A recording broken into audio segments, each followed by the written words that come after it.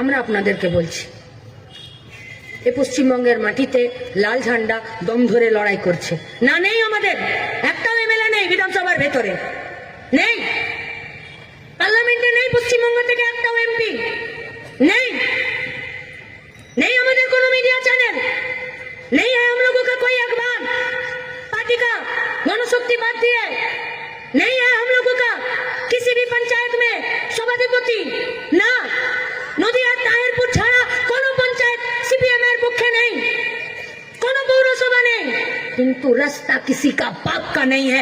आज भी लाल झंडा उसी रास्ते पर खड़ा रहकर आज चोरদের বিরুদ্ধে, গুন্ডাদের বিরুদ্ধে, রেপিস্টদের বিরুদ্ধে, খুনিদের বিরুদ্ধে লড়াইটা যদি পশ্চিমবঙ্গে কেউ লড়ছে, আমরা বলিনি, মানুষ বলছে লড়াইটা লড়ছে লাল ঝান্ডা।